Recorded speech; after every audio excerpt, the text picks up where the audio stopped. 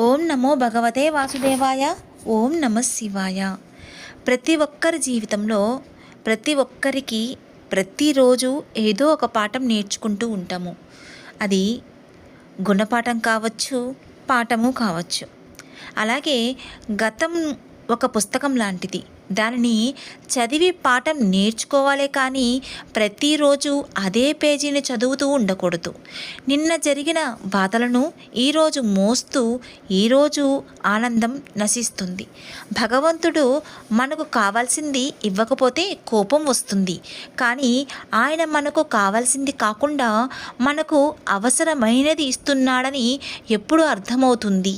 మనకు కావాల్సింది దొరకనప్పుడు కాదు, దొరకకపోవడం వల్ల మనం ఏదో ఒక ప్రమాదం నుంచి తప్పించుకున్నామని తెలిసినప్పుడు అర్థమవుతుంది. చిన్నప్పుడు బొమ్మ కావాలి, యవ్వనంలో ప్రేమ కావాలి, తర్వాత విజయం కావాలి, ఆ తర్వాత ప్రశాంతత కావాలి. ప్రతి దశలోనూ మనం అడిగిందే అత్యవసరం అనుకుంటాం. భగవంతుడు కూడా మన కోరికలను జాబితా కొని తిరిగే డెలివరీ బాయ్ల వెంటనే ఇవ్వాలని ఆశిస్తాం. మనుషులు ఆశలు కూడా ఎంత అమాయకంగా స్వార్థపూరితమో. కానీ కాలం గడిచాక వెనక్కి తిరిగి చూస్తే తెలుస్తుంది.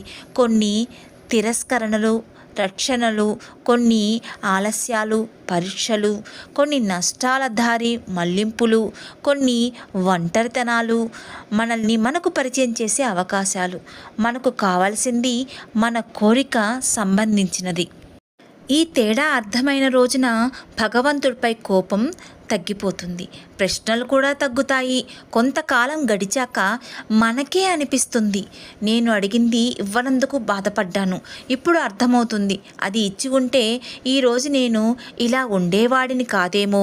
బహుశా విశ్వాసం అంటే భగవంతుడు మనకు అడిగిన ప్రతిదీ ఇస్తాడని నమ్మడం కాదు, ఆయన ఇవ్వడానికి ఒక కారణం ఉంటుందని నమ్మగలగడం. సందర్భ శుద్ధి కలిగిన మాటకే విలువ మన్నవ ఉంటుంది.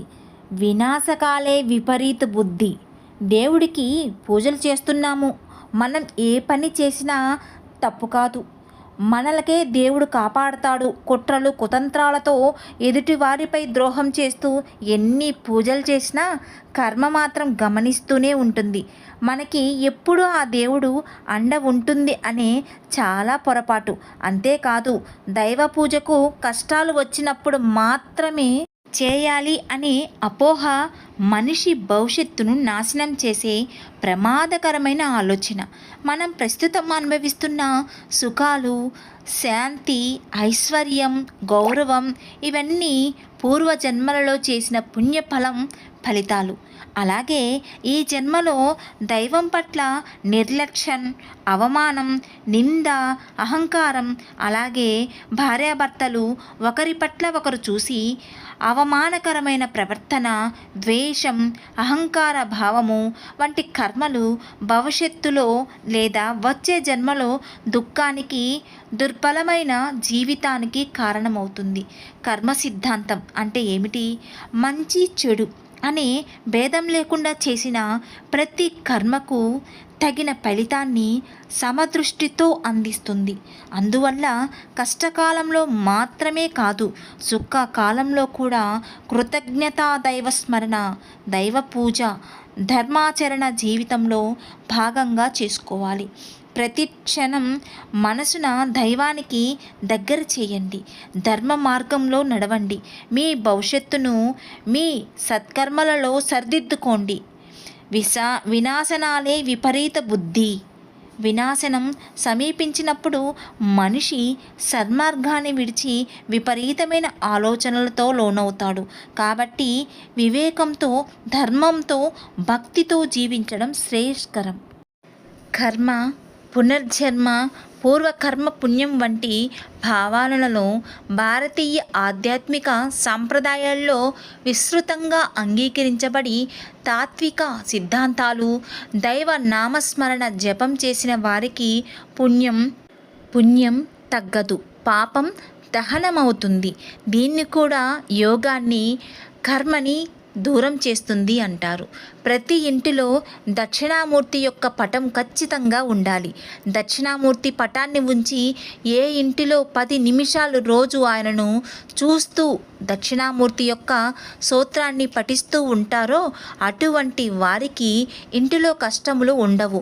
దక్షిణామూర్తిని చూసినటువంటి వారికి దక్షిణామూర్తి స్తోత్రాన్ని పఠించేటటువంటి వాళ్ళకి తెలియక చేసినటువంటి పాపములు నశిస్తాయి.